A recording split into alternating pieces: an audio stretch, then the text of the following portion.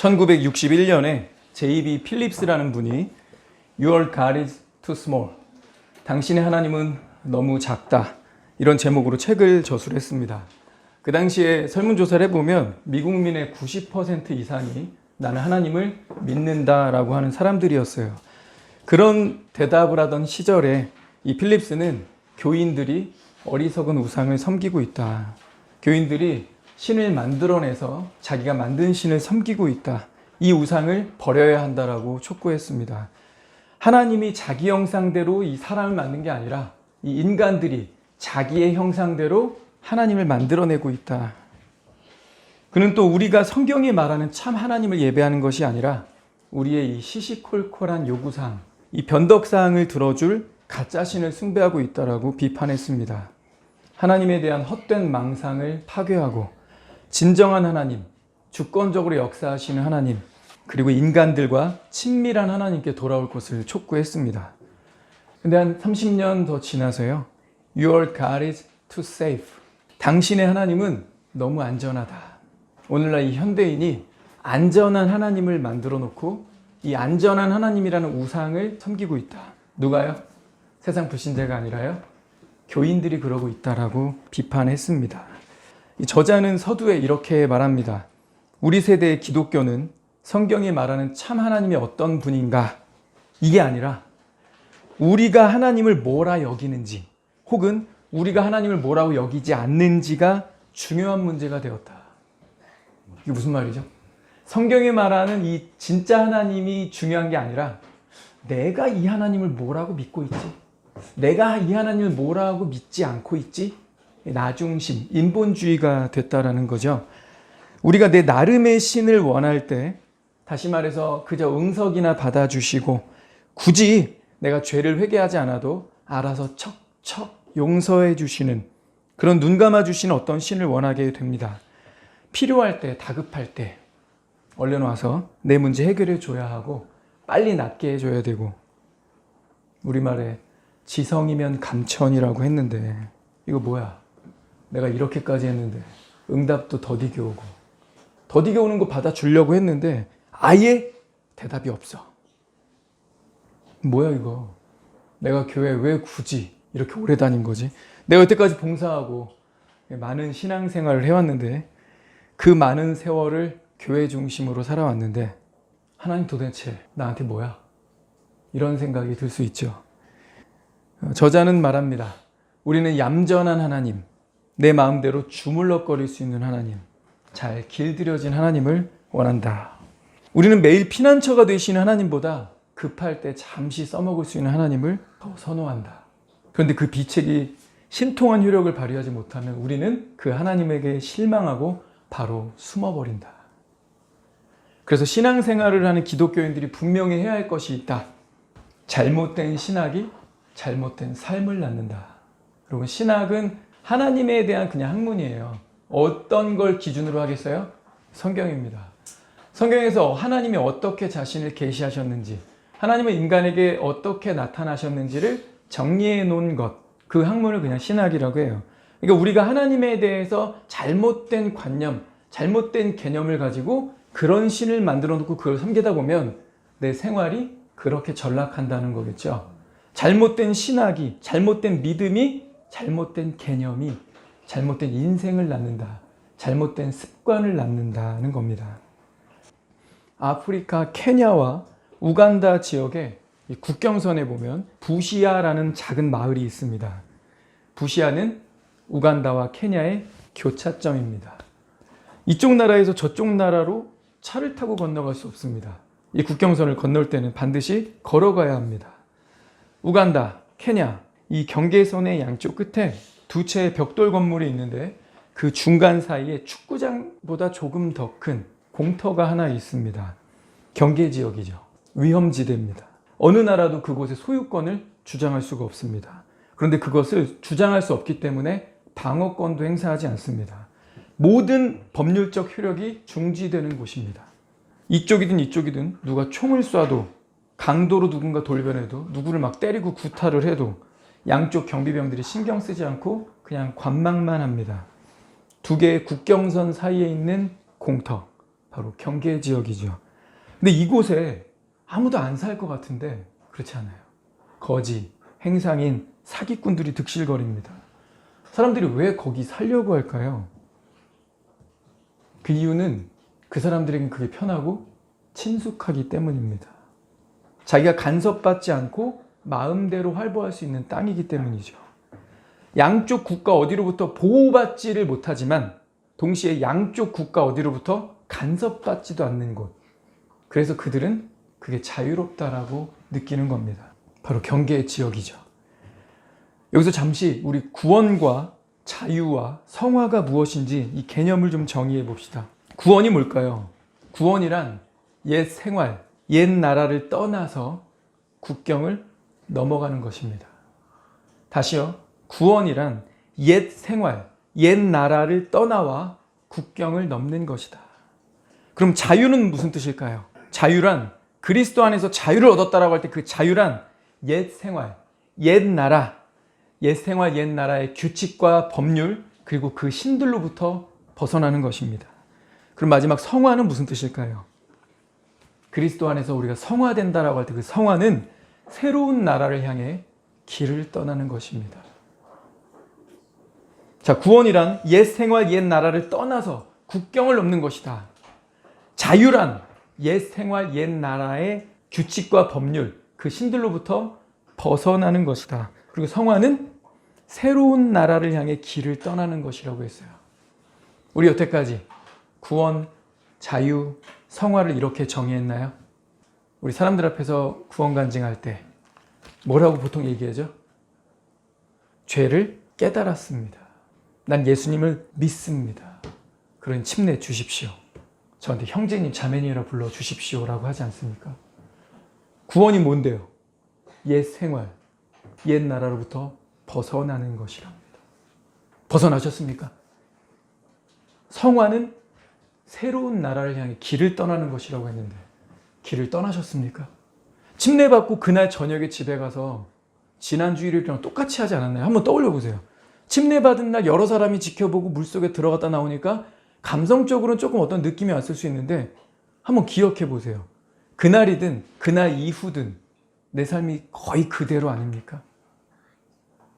자유가 어떤 거라고요? 옛 생활, 옛 나라의 규칙과 법률로부터 떠나는 것. 떠나셨습니까? 그게 그리스도 안에서 자유하게 됐다는 의미예요. 우리는 내가 죄가 뭔지 이해했다. 그리고 솔직히 인정. 내가 좀 싸가지가 없지. 이기적이지. 내가 교만할 때가 있지. 인정. 나쁜 생각, 음란한 생각, 들지. 이거 기준으로 하면 뭐 죄인 맞네. 네, 저 죄인이에요. 근데 이 죄를 해결해야지만 천국 간다고요? 어떻게 하면 되는데요? 믿을게요. 아멘. 그리고 앞으로 이제 교회 계속 나올게요. 최근 6개월간 교회 안 빠졌잖아요. 이 정도면 좀 신용 보증? 침례 주세요. 이렇게 구두로 말하는 사람은 아무도 없습니다. 근데 삶의 모양은 여기서 크게 벗어나지 않는 것 같습니다. 우리가 그리스도 안에서 예수 그리스도를 영접해서 새로운 나라 가운데서 자유하게 되었다. 내가 성화된다라고 하는데 이 새 나라의 생활 방식을 배우기가 그다지 쉽지는 않습니다. 우리가 들어가야만 하는 그 나라의 새 땅은 십자가 모양을 하고 있어요. 위험하고 지형이 아주 험준해 보입니다. 그리고 그곳의 삶은 사도 바울이 이랬죠. 나는 날마다 죽노라. 그곳의 삶은 우리에게 계속 죽을 것을 요구합니다. 그곳에 하나님은 계속해서 명령하시고 뭔가 요구하시고 간섭하시는 것 같아요. 그리고 그 땅에서 영적 전투를 막 겪어야 되는데 영적 전투를 치르다가 불편하고 힘들어지면 우리 보통 어떻게 합니까? 예전에 떠나왔던 이 경계 지역을 그리워하게 됩니다. 머뭇머뭇거리는 감정이 일어나죠. 경계 지역에 살아야겠다. 여기 잠시 머물러야겠다라는 것도 고려하기 시작합니다. 우리는 딱 봐도 누가 봐도 죄악된 생활을 일부러 선택하지는 않습니다. 사탄의 왕국에서 활보하는 것을 원하지 않아요. 옛 생활로 돌아가기를 원하지 않습니다. 그런데요, 그렇다고 해서 그리스도를 쫓아 새 나라를 향해 힘차게 전진하려고 하지도 않습니다. 그래서 어쩌면 수년에서 수십 년째 이 경계 지역에 머물러 있는지도 몰라요. 주님, 제가 저런 사람들처럼 살진 않잖아요. 주님, 제가 좀 흥분되고 내 젊음을 누려보고자 막 제가 뭐 나이트를 갑니까? 제가 막 세상 사람들이 막 딱 봐도 죄인 같아 보이고 양심에 걸리는 뭐 원나잇 스탠드를 합니까? 막 사람을 갈아치우고 막 거짓말을 합니까? 내가 부모님을 막 뒤통수를 칩니까? 딱 봐도 진짜 누가 봐도 진짜 싸가지. 제가 그러지는 않잖아요. 왜? 내가 사탄의 왕국에선 나왔으니까. 그런 극단적으로 보이는 나만의 기준, 내 선악과가 있기 때문에 저거는 그래도 내가 안 따먹었다. 내가 살면서 저런 짓은 안 해봤다. 사탄의 왕국에 있지 않다라고 느껴요.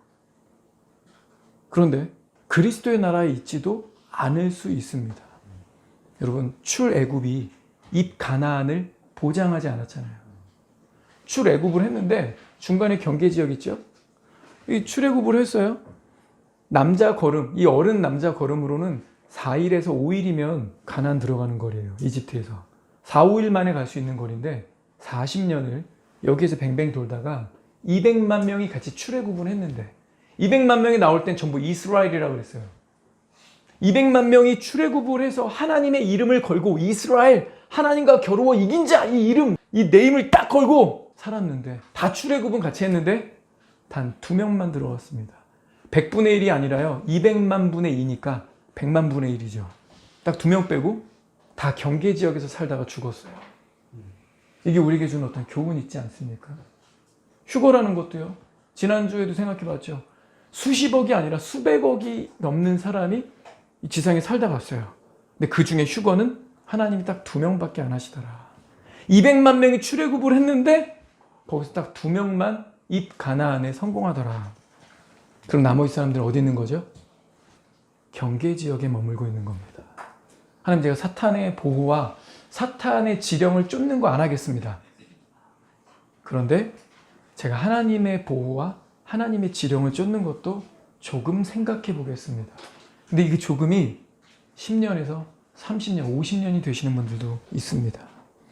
경계 지역에 사는 자들이 우려하는 것 2가지가 있습니다. 첫 번째는 이 경계 지역에 사는 자, 머뭇머뭇하는 자는 하나님을 지독하게 무서워합니다.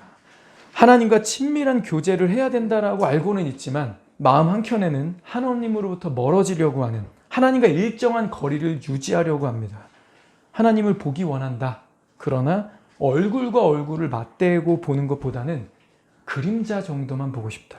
하나님의 음성을 듣기 원한다. 그런데 직접 듣는 것보다는 메신저, 어떤 전달자를 통해서 들어오는 간접적 방식을 원한다. 모세와 이스라엘 백성에 대한 기사를 하나 봅시다. 출애굽기 20장 18, 19절. 뭇 백성이 우레와 번개와 나팔 소리와 산의 연기를 본지라.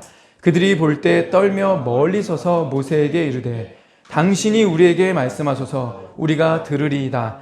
하나님이 우리에게 말씀하시지 말게 하소서 우리가 죽을까 하나이다. 자, 우레와 번개와 나팔 소리와 산의 연기를 보았다. 하나님의 음성이 들렸죠? 하나님의 임재를 보고 경험했습니다. 그러면 이때 만군의 여호와시구나. 모든 것을 그저 말씀만으로 만드신 분을 지금 내가 직접 대면하고 있구나. 영광 중에 영광이로다. 주여, 내가 당신께 어찌 나아가리이까. 다음에도 또 이걸 보기를 원합니다. 당신과 직접 교제하기를 원하나이다. 내게 거룩을 명하십니까? 내게 성결을 명하십니까? 무엇을 원하십니까? 준비하겠습니다. 이런 사람은 없었어요.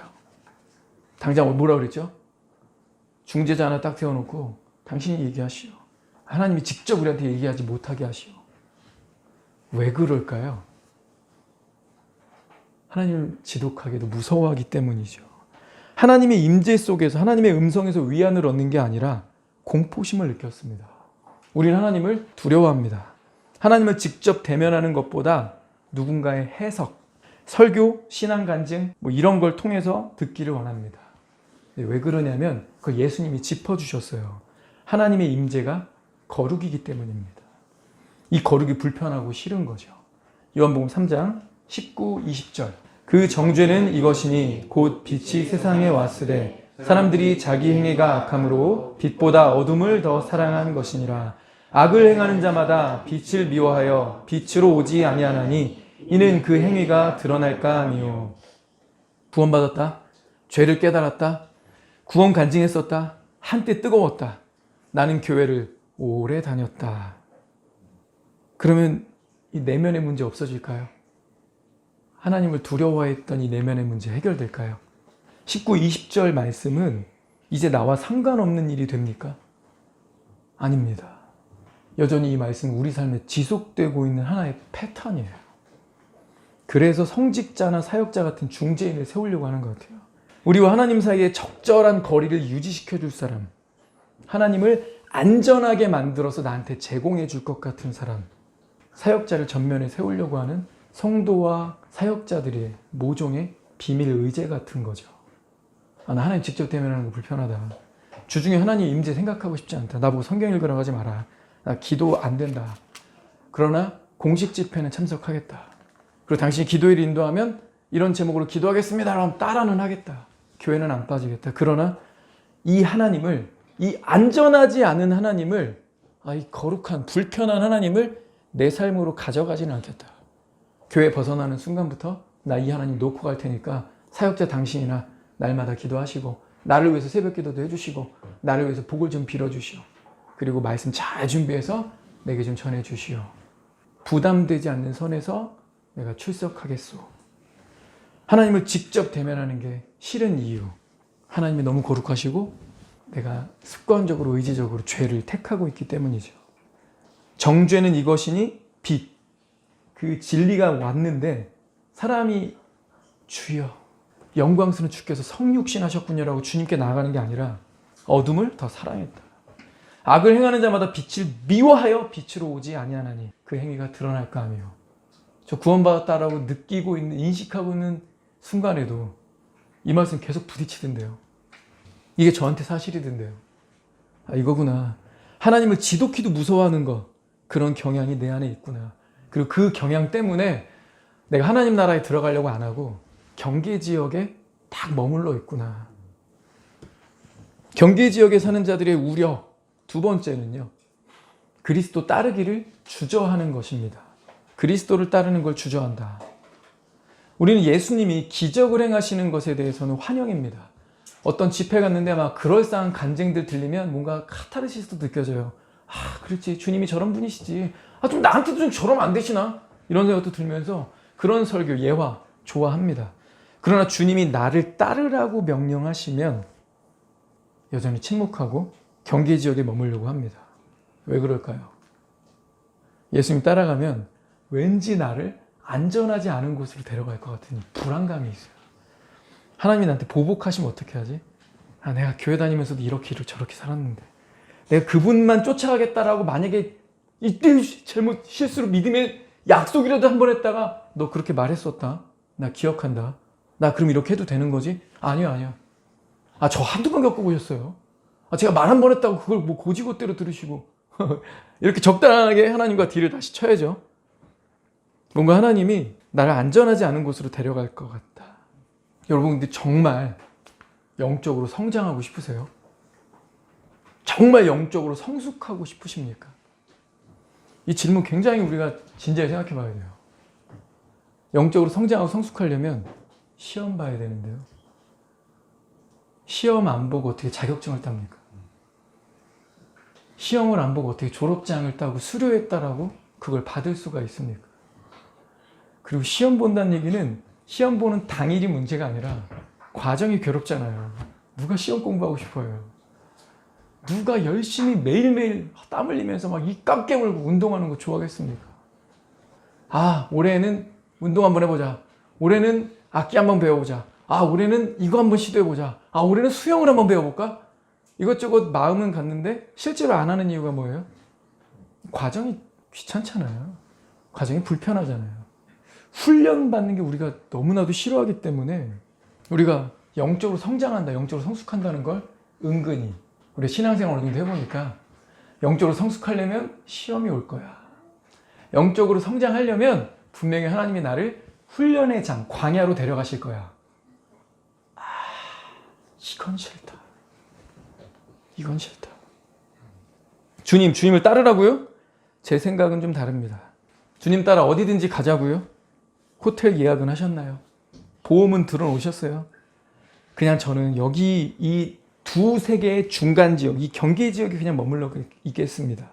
주님이 제가 생각하기에 더 좋은 제안을 하실 때까지 저는 그냥 여기 살겠습니다. 주님이 제안하시는 게 안전하다라고 내가 느낄 때까지 저 그냥 여기 머무르겠습니다.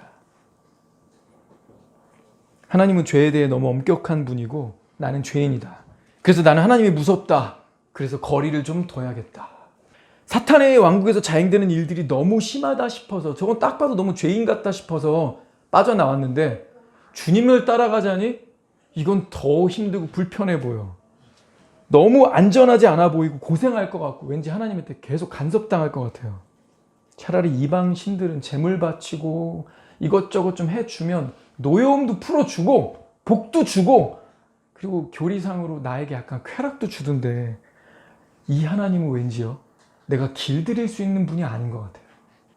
내 맘대로 내 바램대로 휘둘릴 분 같아 보이지가 않습니다. 그래서 말씀에 따르기를 주저하고 우리가 하나님과 거리를 두고 있는 것입니다. 사무엘하 6장에는요 이 하나님을 길들이려 했다가 실패한 사람이 나옵니다. 우사라는 인물이 그런데요. 다윗이 언약궤가 들어온다는 소식이 너무 좋아서 기뻐가지고 막 덩실덩실 춤을 췄죠. 막 옷이 벗겨지는 줄도 모르고요. 그런데 비극적인 일이 발생했습니다. 언약궤를 옮기던 소가 갑자기 날뛰어가지고 언약궤가 땅으로 엎어질 뻔한 그런 사고가 발생한 거예요. 바로 이때 제사장 우사가 빨리 달려들어서 이 언약궤를 딱 잡았습니다. 여러분 잘한 거 아닙니까? 하나님의 영광과 하나님의 임재의 상징인 언약궤가 이 소가 날뛰어가지고 엎어질 뻔했어요. 잽싸게 딱 언약궤를 잡아서 이 언약궤가 넘어지지 않도록 행동했습니다. 그의 신분은 제사장이었어요. 아주 칭송받을 만한 잘한 행동 아닙니까? 그런데 하나님은 그를 치셨습니다. 우사는 죽었어요. 왜 그럴까요? 우사는 기존의 전통을 타파하고 그 자리에다 새로운 전통을 올리려고 하는 사람입니다. 다시요. 우사는 기존의 전통을 파괴하고 그 자리에다 새로운 전통을 올리려고 하는 그런 사람입니다. 그는 원칙을 업신여기는 사람이에요. 기존의 전통과 결별하고 자기 자신만의 새로운 방식을 고수하는 사람입니다. 그가 소를 통해서 마차를 이끌겠다. 이 마차에 언약궤를 얹고 소를 통해서 언약궤를 옮기겠다라고 생각했지만 사실 그것은 하나님이 이미 주신 율법에 반하는 행동이었습니다. 하나님은 언약궤를 옮길 때 어떻게 옮겨야 되는지 상세하게 구체적으로 지시를 주셨어요. 그리고 우사는 제사장이기 때문에 그걸 잘 알고 있었습니다. 밧줄을 기둥에 묶어가지고 제사장의 어깨에 짊어지고 걸어서 언약궤를 옮기라고 아예 율법에 그렇게 주셨어요. 제사장 4명이 밧줄로 언약궤를 묶어서 자기 어깨에 메고 4명이 걸어야 되는 겁니다. 그게 하나님이 주신 법이에요. 소가 끄는 마차로 언약궤를 옮기겠다라는 생각은 그럼 어디서 왔을까요? 블레셋 사람들에게서 나온 아이디어입니다. 딱 보니까 이게 더 세련돼 보여. 훨씬 빠르고 어깨도 안 아프고. 여러분 언약궤 되게 무겁습니다. 금덩이로 돼 있기 때문에 무지 무거워요. 힘센 소에다 묶어가지고 이렇게 가는 게 훨씬 빠르고 세련돼 보이지 않습니까? 좋은 기술 같지 않아요? 간편하고 혁신적이고 품위 있게 느꼈을 겁니다. 왜 하나님은 이런 생각을 못 하셨지? 그렇지. 하나님이 그런 생각을 못 하셨다면 이제 내가 좀 수정해 드려야겠군. 이런 생각을 한 거죠. 근데 우사만 그런 게 아니라요. 이스라엘 민족은 항상 다른 민족들이랑 같아지기를 갈망했습니다. 세상 사람들이 다 저렇게 살고 있는데, 세상 사람들 다 왕을 세우는데 왜 우리만 이렇게 살아? 왜 자꾸 선지자 통해서 자꾸 이래라 저래라 막 간섭하죠? 전쟁 났어. 멋지게 가서 바싹 한번 싸우려고 했더니 가만히 있어라. 전쟁이 났어. 이렇게 해보려고 했더니 저렇게 해라. 선지자가 와서 자꾸 하나님 뜻이라고 말하네. 차라리 우리가 좀 길들일 수 있는 왕이 낫겠다. 왜요? 족장들 있잖아요. 12지파에 하나씩 있죠. 이 사람들의 말에 권위 있을까요? 없을까요? 있죠. 왕을 세운다 해도. 왕을 세우기 전이기 때문에 12지파에서 하나를 세우죠? 그럼 이 12지파의 족장들한테 이 왕이 휘둘릴 수 있을까요? 없을까요? 있죠. 우린 정치 세계에서 이런 거 많이 보고 있지 않습니까? 비선 실세 이런 얘기 쓰잖아요. 뒤에서 주무를 것 같고 조정할 수 있는 사람. 왜? 사람은 길들일 수 있어요. 근데 그걸 못하게 하는 거죠. 우사는 새로운 것을 쫓는 사람이었습니다. 새로운 것 쫓는 것 자체는 문제가 아닌데 하나님의 명령 대신 우마차를 선택했기 때문에 문제가 되는 겁니다.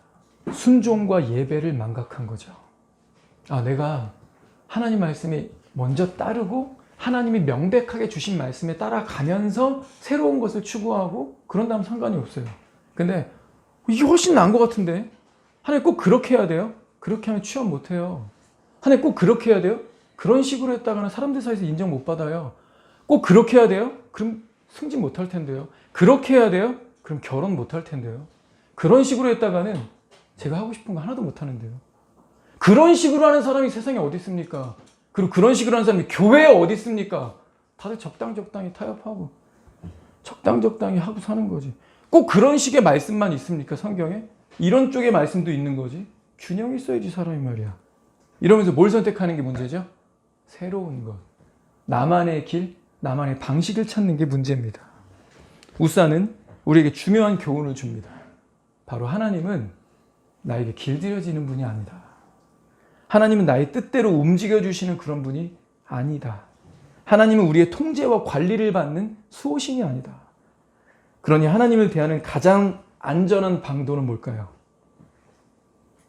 하나님을 길들이고자 하는 우리의 욕구를 버리는 겁니다.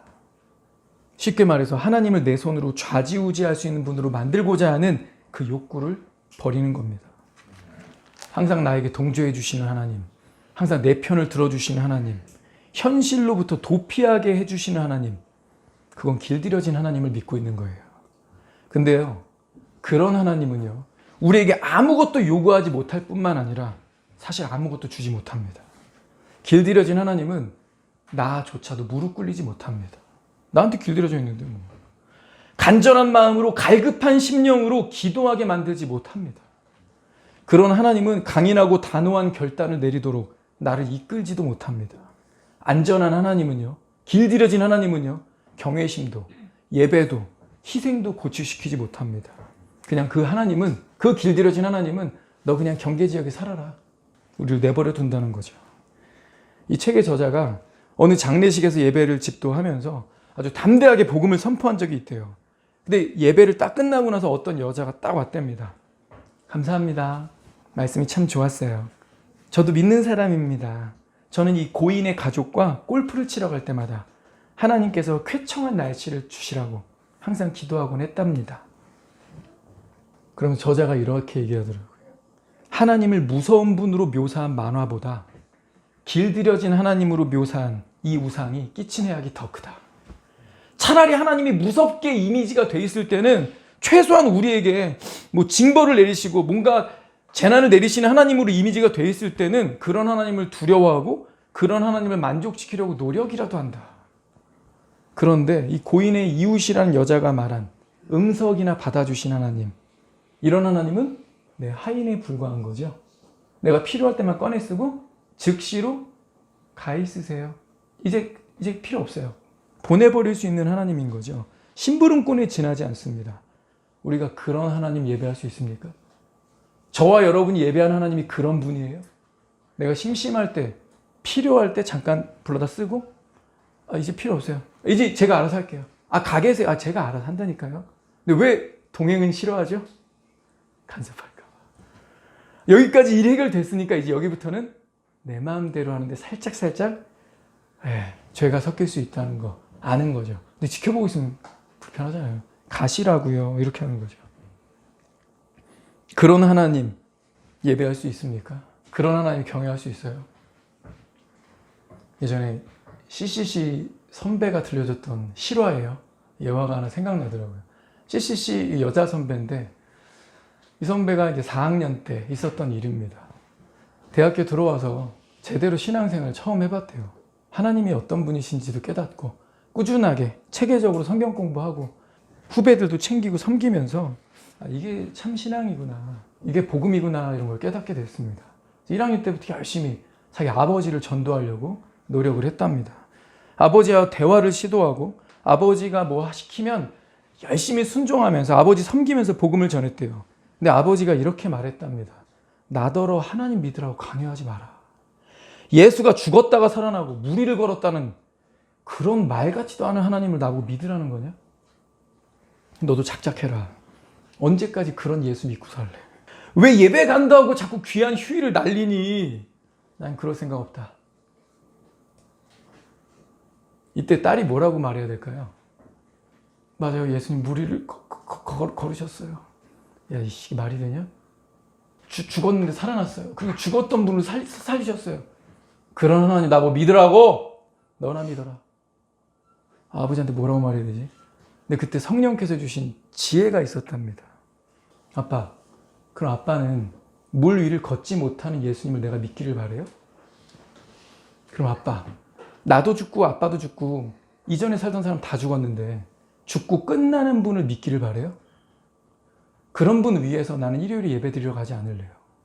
아빠, 내가 믿는 하나님은 내가 왜 경배하고 내 삶을 드리냐면 그 하나님은 죽음을 정복한 분이시기 때문이에요.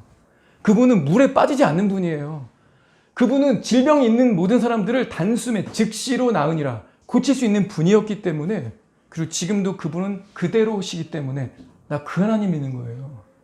만약에 아버지가 생각하는 대로 무리를 걸을 수도 없고 물 걷다가 빠지고 죽었는데 정말 죽고 끝난 신이라면 나 그 하나님 안 믿을래요.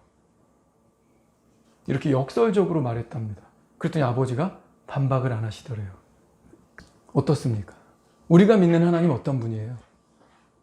내가 만들어 놓은 안전한 하나님입니까? 내가 길들일 수 있는, 내가 언제든 주무를 수 있는 그런 하나님입니까? 그런 하나님은 단지 우리의 호출을 기다릴 뿐입니다. 우리가 똑같은 죄를 반복적으로 범해도 이런 핑계를 댈 거예요. 내 생각에는요, 하나님께서 다 이해해 주실 것 같아요. 내가 믿는 하나님은 그런 거에 연연해 하실 그런 분이 아니거든요. 이거 어떤 하나님이에요? 안전한 하나님이에요. 어떤 하나님이에요? 만들어낸 하나님이에요. 그런 하나님 믿을 거예요? 죄를 안 짓는 사람이나 짓는 사람이 똑같겠죠. 왜? 그런 거 연연하지 않는 하나님 믿는다면서요. 그럼 죄를 마음껏 짓든지 죄를 안 지려고 굳이 노력할 필요가 뭐 있어. 구원에서 성화를 싹 빼버릴 수 있는 거죠. 우리가 섬기는 성경의 하나님은 어떤 하나님입니까? 사사기, 오늘 본문이 그거를 우리에게 보여주고 있습니다. 우리를 전쟁터로 몰아넣으시는 안전하지 않은 하나님이다. 사사기 보면 6장에 여호와의 사자가 기드온을 방문하는 장면 나오죠.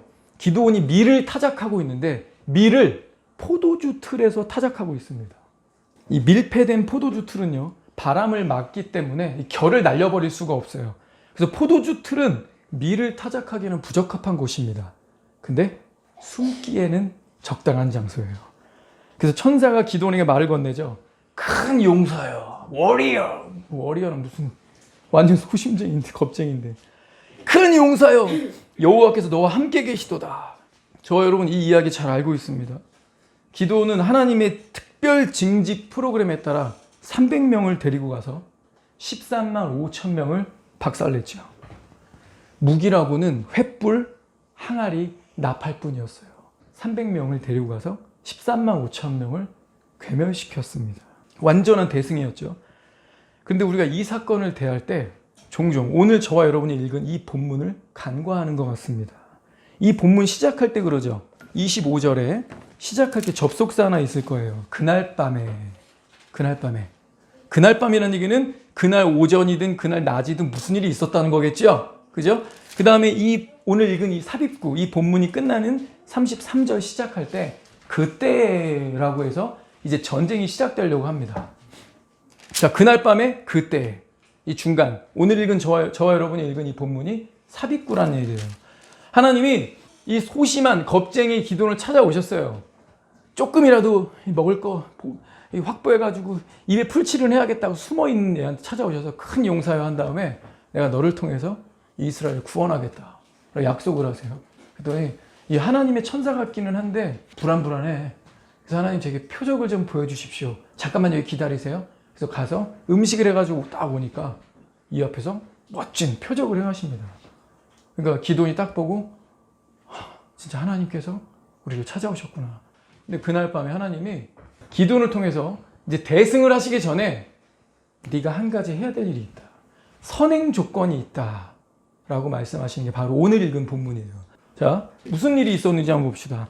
하나님이 기드온에게 약속을 주시고 이제 전쟁으로 데려가시기 전에, 승리를 안겨주시기 전에 기드온에게 뭔가 한 가지 요구하시는데, 그날 밤에 여호와께서 기드온에게 말씀하시는 게 이거예요.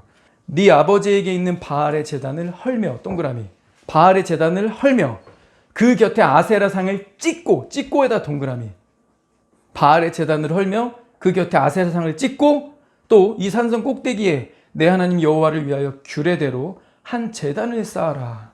그리고 그 둘째 수소를 잡아 내가 찍은 아세라 나무로 번제를 드릴지니라. 번제에다 동그라미 해봅시다.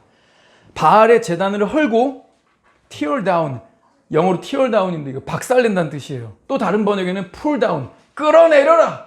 바알 제단의 이 바알을 끌어내려서 박살내라. 그런 다음에 옆에 있는 아세라상을 cut down, 찍어버려라. 근데 이 정도로 하나님 말씀하신 게 아니라요, 번제를 드려라. 완전히 태워서 잿더미를 만들어버려라. 아무것도 아닌 걸로 만들어버려라. 헐어버려라, pull down, tear down, 아세라상을 찍어버려라, cut down, 그리고 burnt, 번제를 드려버려라. 그랬더니 27절, 기드온이 어떻게 했습니까? 순종했나요? 아니면 경계 지역에 그냥 머물러 있었나요? 아이고 하나님, 그거 했다가는 저 아버지한테 맞아 죽고요, 이 동네 사람한테 완전 저는 아웃입니다. 큰일 납니다. 두려웠대요? 안 두려웠대요? 두려웠대요. 기드온도 두려웠습니다. 근데 두려웠는데 기드온이 경계 지역에 그냥 머물러 있었나요? 안전한 하나님을 섬기기로 작심하고 그런 건 딴 사람 찾아보세요 하고 머물렀나요? 아니요.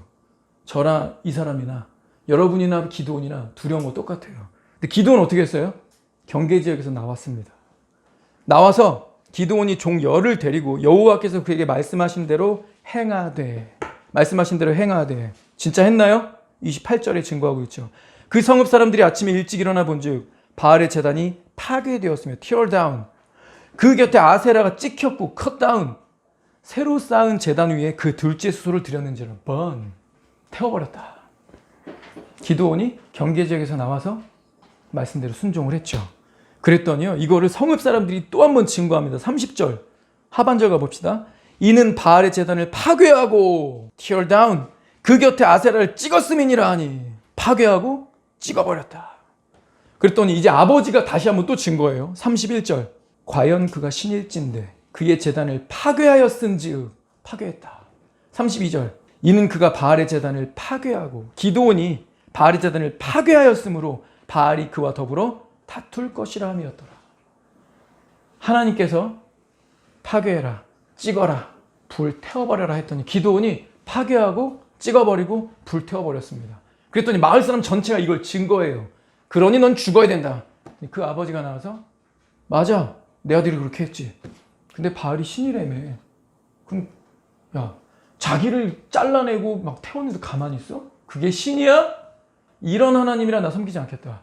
그러니까 바알 보고 직접 싸우라 그래.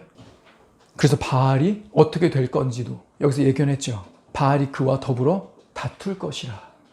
자, 바알하고 배틀 떴습니다. 경계지역 벗어나서 그리스도의 영토로 들어갔어요. 그럼 영적 전투 끝나나요? 계속될 거라는 거예요. 마을 사람들이 말은 논리적이고 합리적이니까 그렇지, 바알이 신인데 저 아들놈 하나 건사 못하는 신이, 근데 기분은 나쁘네. 두고 보자. 여러분, 사람들이 보통 이러지 않나요? 요아스요, 맞습니다. 옳은 말씀했습니다. 이제부터 우리는 바알을 아무도 섬기지 않을 겁니다. 하하하. 야, 기도 너 대단하다. 우리 모두에게 깨달음을 주다니. 야, 이제 네가 그냥 제사장 해라. 이럴 사람 없죠.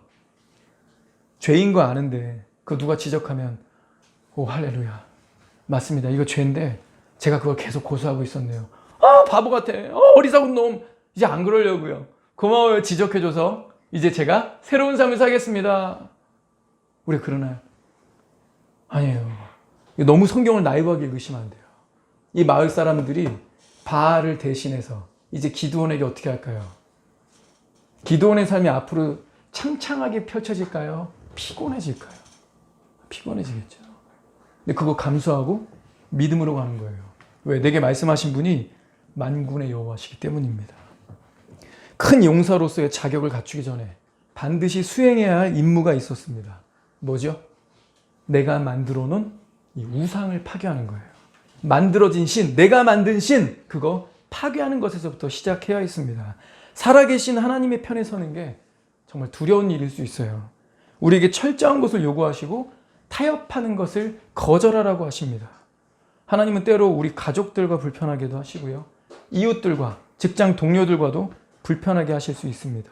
이 하나님은 자신의 경쟁자를 용인하지 않으시기 때문입니다. 그래서 우리 손으로 직접 우상들을 부수어 버리라고 명령하시는 거예요.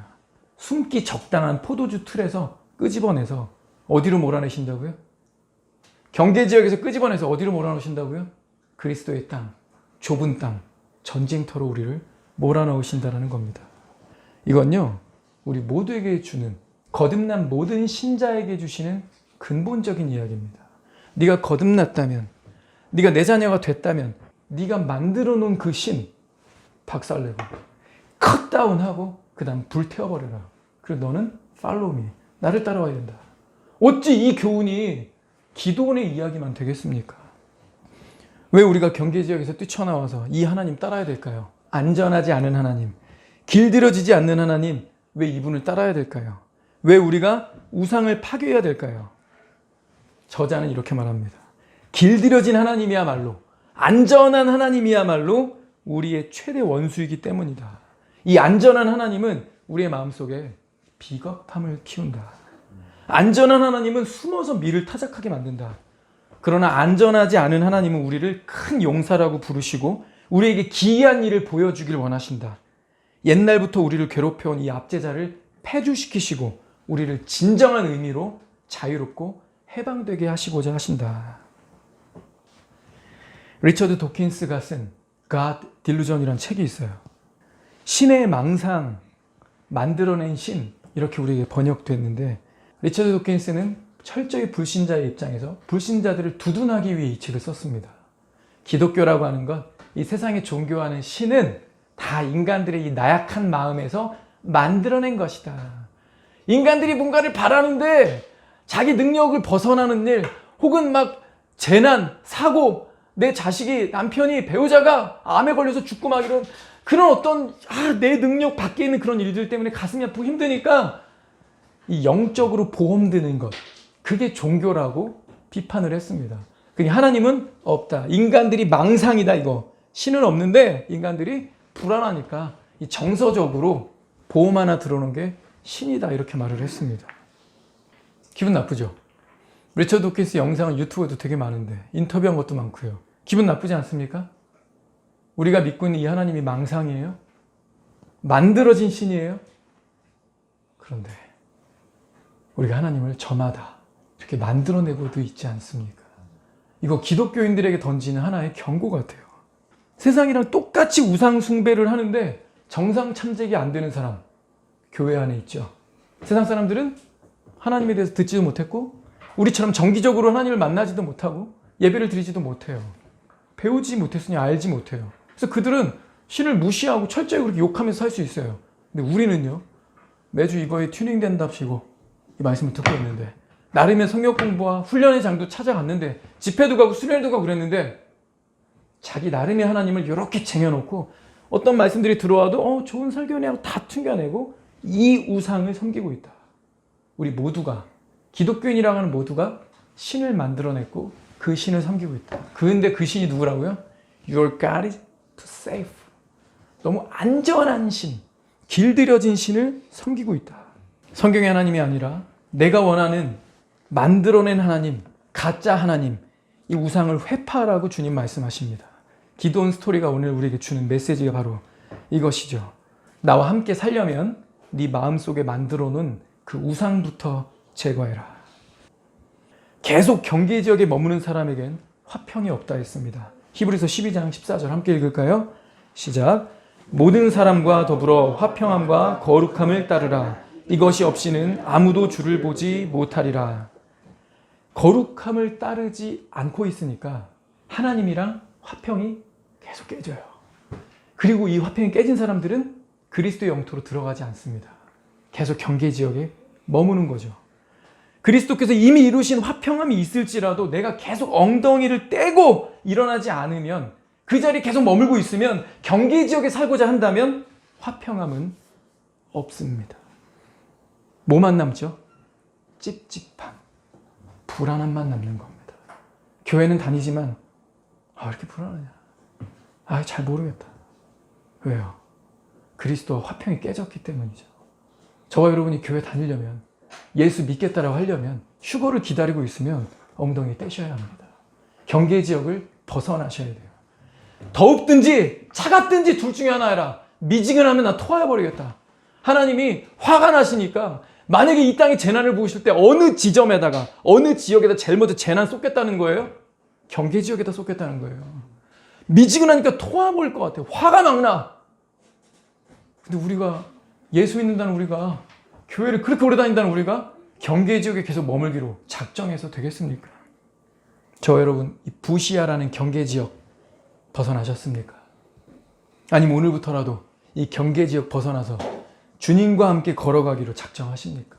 부시아, 경계 지역 벗어나서 하나님의 영토, 그리스도의 영토에 들어서시겠습니까? 그게 바로 구원의 시작입니다. 우리 기도합시다.